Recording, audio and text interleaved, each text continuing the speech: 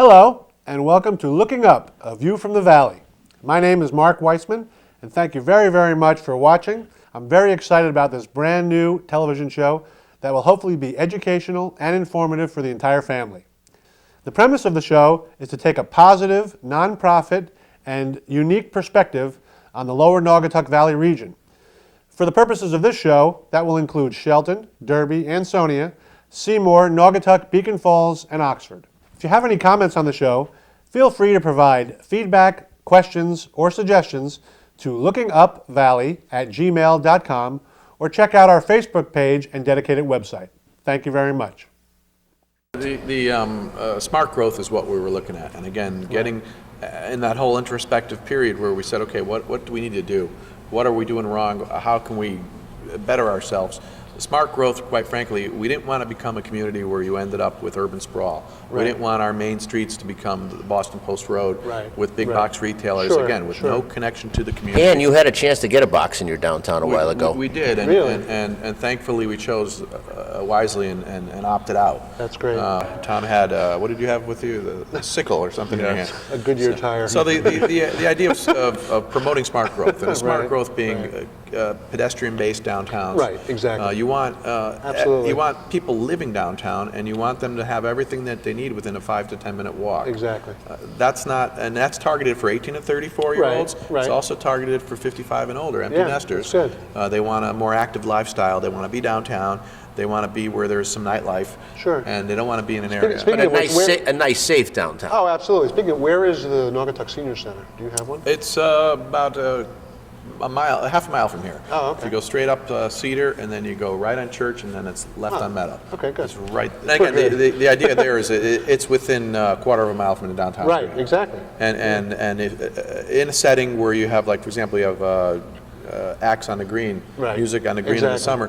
You get 500 to 1,000 people. Do you guys provide transportation, let's say, from the senior center to those concerts? They do have arrangements for that. Good. They do, That's but good. most of the people walk, which is nice. Which is even better. Speaking of the green, my favorite act there is the Rubber City Blues Band. Oh yeah, I heard about them. I went to the Arts Commission meeting, and they were talking about all the different acts. And Big horn Chicago band, good really? time. I love it. And, I used to play trombone in high school. Well, so then they might have you be a sit-in because they're always needing extra volunteers there. One of the best kept secrets around. They put on a great show, and they're a bunch of local diehard Naugatuckians with links and roots in the community, and the music they put on is a great time all. Terrific. And again, it's another idea. Again, you want to build community. We have a community band. Right. We have a community choir. We have a number of civic groups that are very engaged, and it's important, not so much on our end because, well, Tom's an old man and I'm right behind him, but the teenager though, who may feel disconnected from what we're doing. That's right. We want to connect them to the adult world. I think that's great, because actually one of the things that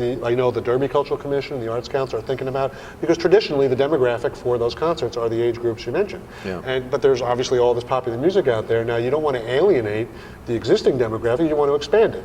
So they're already talking about maybe, putting in a little more bands with more contemporary recent music, and obviously even contemporary, the definition, depends on who you're talking to. That's right. So, but you do it gradually, not all of a sudden we're going to completely change all the genres of music, but at least do it, on a basis that, that appeals to more people. But like I said, still if you look at the Mount Auburn study, the Mount Auburn Valley Regional Study, which was in 2009, one of the biggest problems they identified throughout the valley was the disconnect between teens and the adult world. Agreed. And that was, and they singled it out. They made about a page and a half on it, and it's so critical.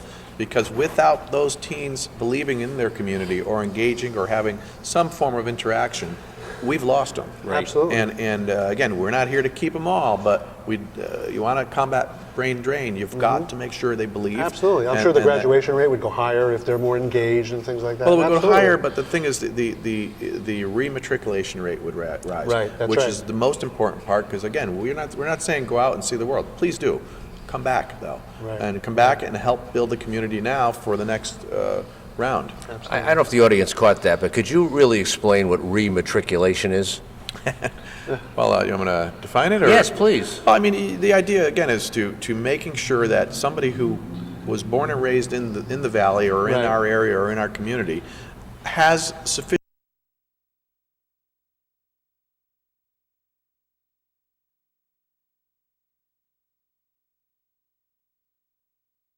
efficient life experiences during that period in school.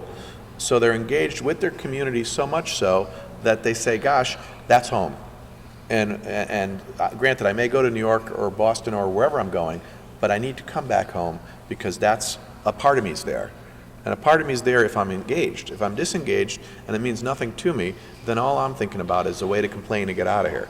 Right. And then I end up moving out to wherever it is and making my life there Instead of in here. the second half of my life. And the idea is to try to bring them here, have them thinking in terms of raising a family here, and again, being the next generation forward. Right. As opposed to, because we can end up very seriously becoming a bedroom community for Trumbull or for Shelton or something, Right, where right. people go work somewhere for 8 hours a day, they Right. come here to sleep at night. Right, And right. and often some of the Valley communities are that bedroom community. That's right. So now what's happening politically is that they're not engaged.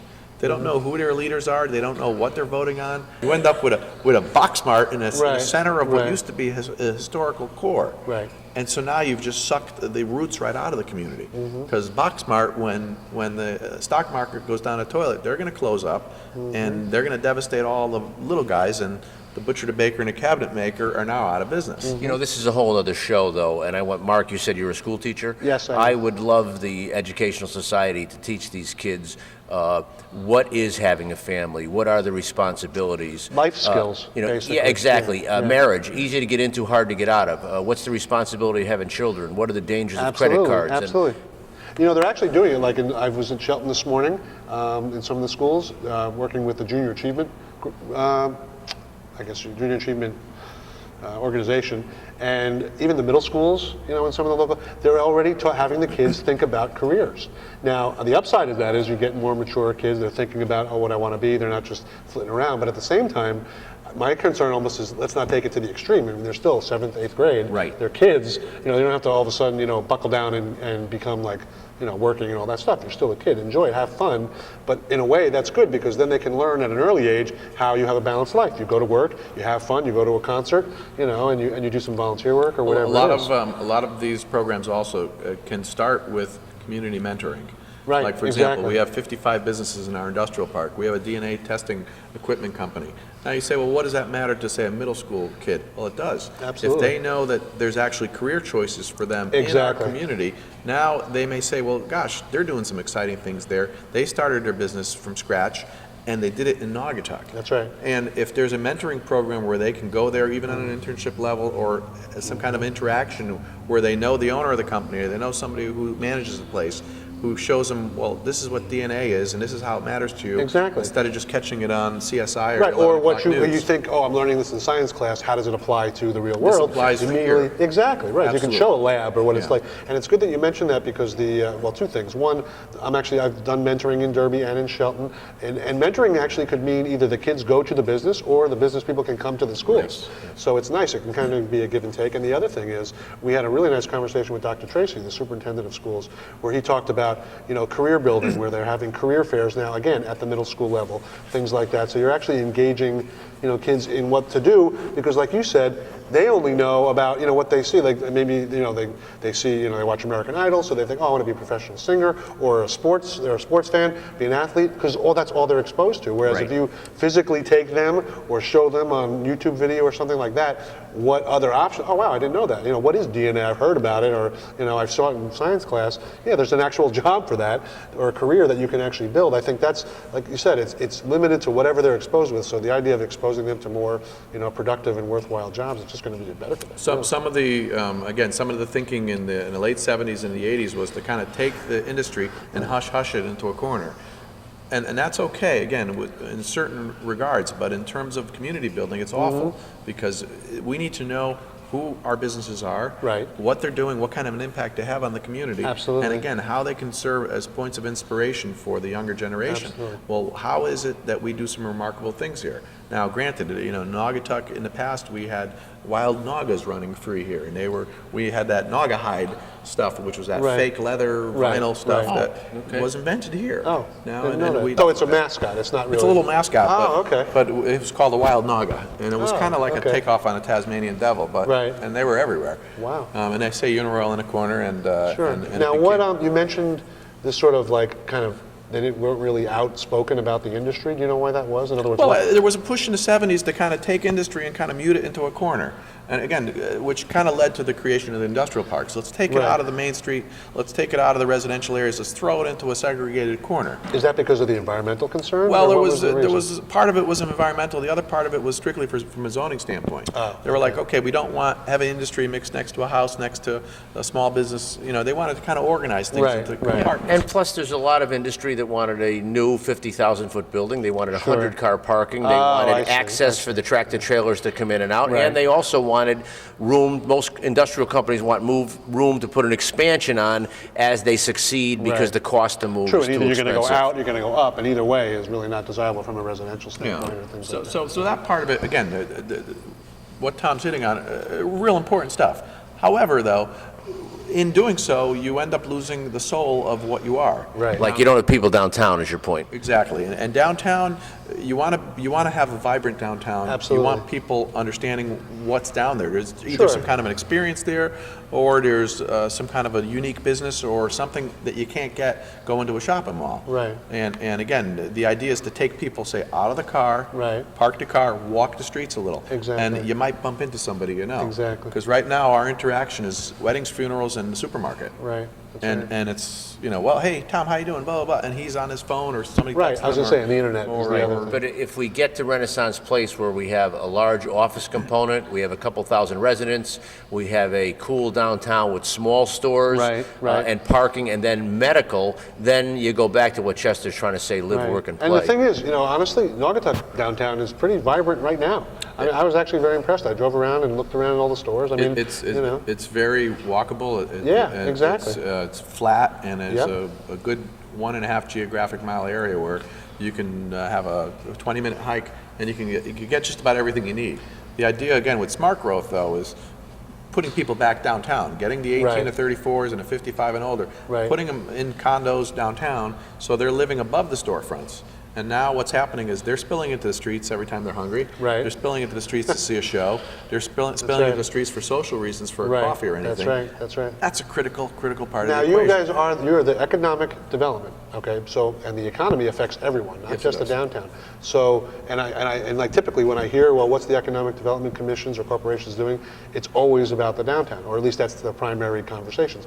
What are you doing to improve the economy outside of the downtown? What we've done for the last 8 years or so, we created what they call a special design district downtown. So we've put in measures from a zoning standpoint to protect the history downtown. So again, we don't end up with Boxmart downtown with a giant, box and then a giant parking lot. Where you just spoil the rural feel to it. Absolutely. And you just absolutely obliterate the history. So we've created an area where you can have a little more density.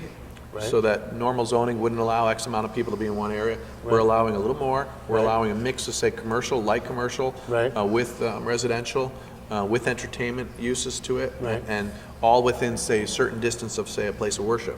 Years ago, you had to stay 1,500 feet away. You couldn't serve alcohol and so on. So we've laxed some of those restrictions and allowed an environment now that if somebody wants to come in and put a microbrewery, for example, across from a church, it's allowed.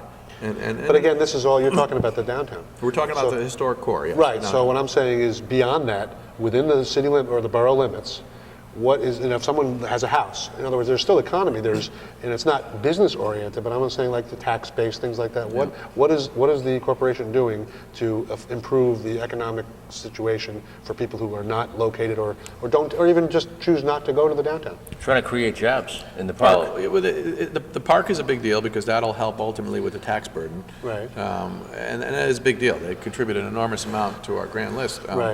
The other part of it is that there are areas for big box retailers. There are commercial corridors that we have that are commercial corridors. I mean, we have national franchise operations there. We have the Boxmart, and we have a few others.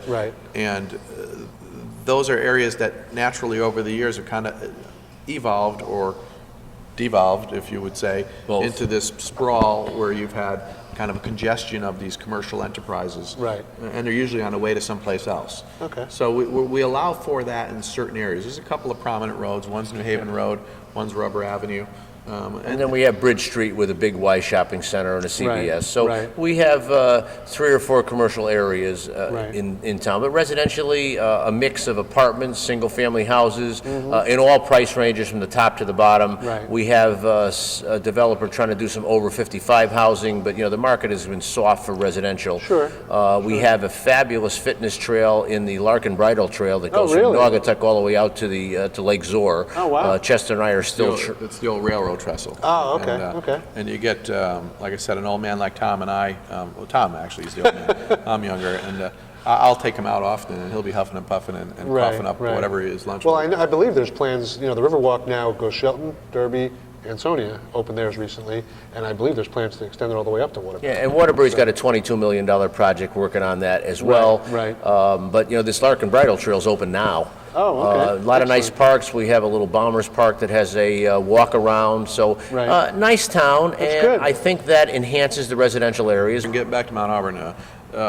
1999, we hired Mount Auburn Associates. They came to our town for a couple of years. Who is Mount Auburn? They're a consulting group. They do a lot of municipal planning consulting. Okay. So they kind of came in. Are they for-profit or non-profit? They're for-profit. Yes, you pay them handsomely.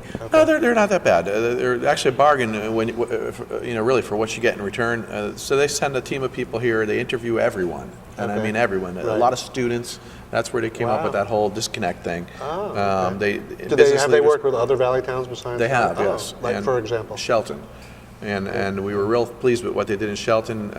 We met some of the players there. They came here, spent about 2 years, produced about a 96-page report Okay. that looked at everything in terms of socioeconomic health, the Right. commercial health, the makeup of our community. And again, some of the issues that we had were image Right, and image right. related, and those can be prominent. They can overshadow the entire equation. Absolutely. And a lot of that whole brain drain issue falls back on image. A lot of the issue of it's much easier to complain than it is to actually do. Right. Instead of going to town hall and show up at a meeting Sure, and voice your sure. opinion and say, look, this is what we think should be done. So what This is how- what is the corporation or commission doing to encourage people, and actually not just encourage them, because I'm sure that's being done, Yeah. but the inertia to get out of your house and actually, maybe you don't go to a meeting. I mean, what's the visibility? Do you guys, for example, do you guys film your meetings, your town meetings? Are they We do, available, yes. that kind of thing? They're available on TV, and that's important. The newspaper is important. Mm-hmm. A lot of these valley communities, a lot of valley towns lost their local newspapers.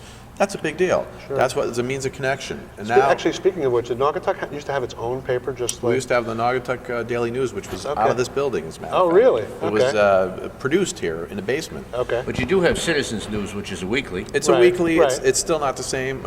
We have a Naugatuck Patch now, which Right, is an right. online. And again, we needed an economic development corporation. We Right, set it up. right. It's been an enormous success. The community connection part, again, we all are ambassadors.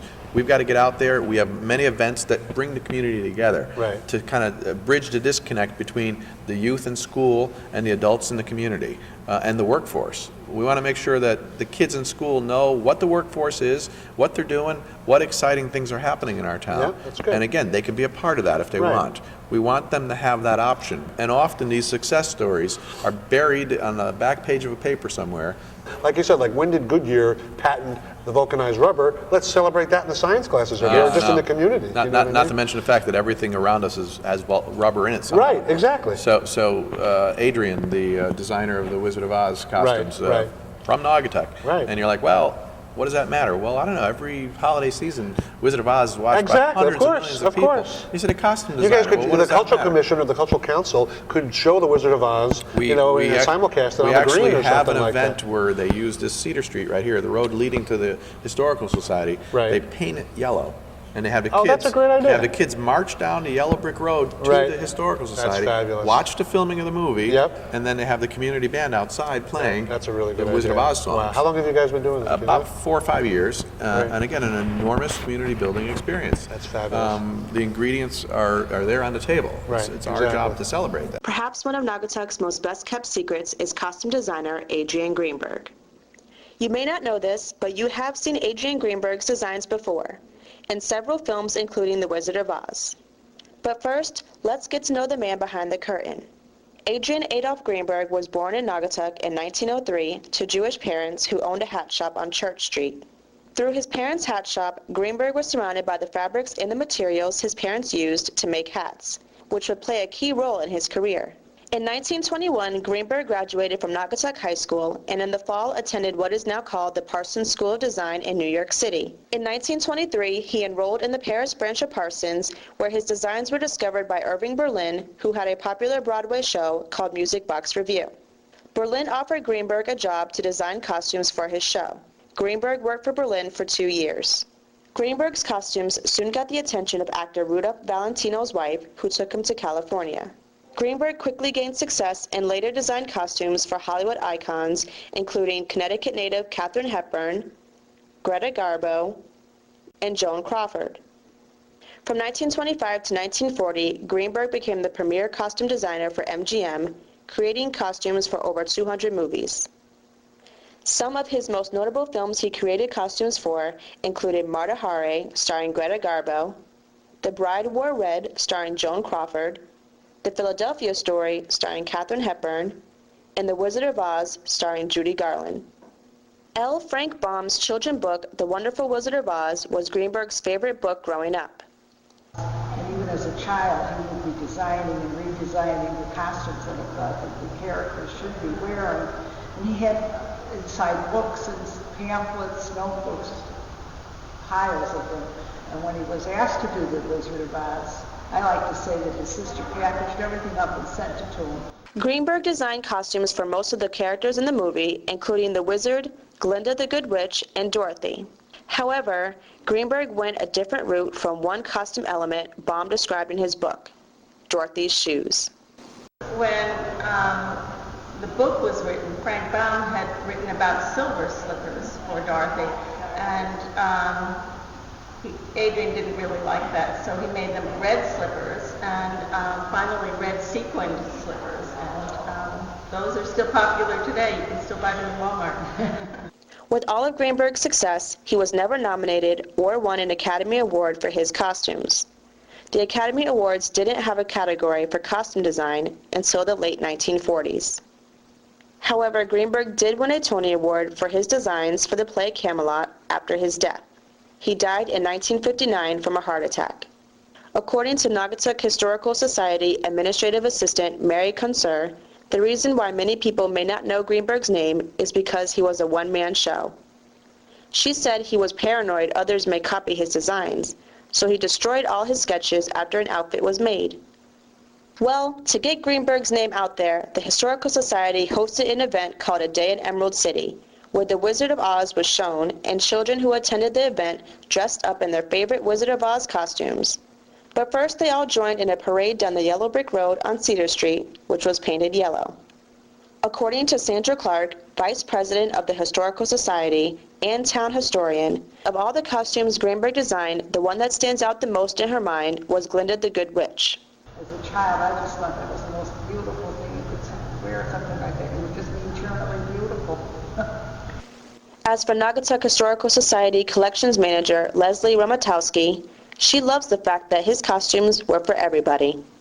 A lot of the styles that he had, like for Katharine Hepburn, some of his styles were just so good for anybody to wear.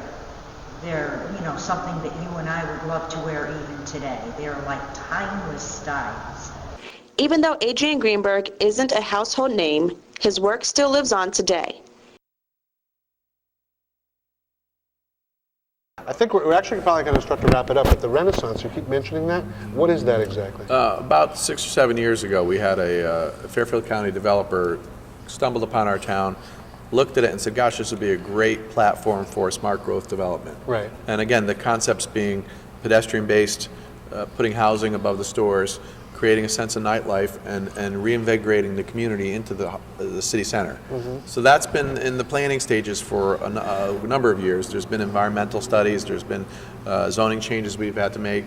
So we're at the point now where we're about ready for private investment. Okay. And a lot of the groundwork has been done for it. We're at a turning point though. The developer, the plans have been scaled down quite a bit. So it may fit within our long-term plans or not. We're not sure. Right. At this point, we're very excited about it. And at the end of the day, the exercise that was learned really is that again, we need to preserve and promote that downtown. Right. We can't just sell out to Boxmart or whoever's Right, coming in. right. Because it's not about one entity and it's not about Sure. the small term tax gain. Right. But it's about the long-term viability of the Now, the only community. thing I would caution on that, there are what you would consider to be Boxmart that are very green, they're very community oriented. So there are companies that, so I think it depends. I think it actually depends. If We you have want them on New Haven Road, not in our downtown. The historic city center and the Right. core can't be violated in that fashion. Right. And again, you can't recreate what we have here. We have a Rockwellian downtown. Right, right. And the idea there is to celebrate that and preserve it, because that is right. our history. Absolutely. And to get in there and plow out a couple of historic buildings so we can have a giant parking lot that accommodates vehicular Agreed. traffic. Makes sense. It's not gonna work. Yeah, And another part of it too, again, is if you need to see the mayor, any mayor for that matter, their doors are always open. Yeah. We pride ourselves with that here. We pride ourselves in having a very responsive government.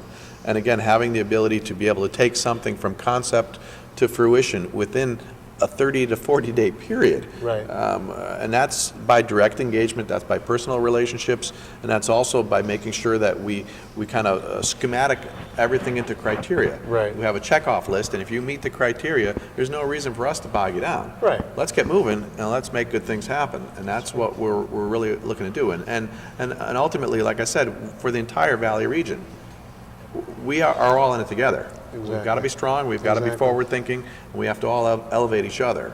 Tom's on the front lines of the trends. So what'll happen is wherever things are trending nationally, Tom's going to know about it before we're going to know about it.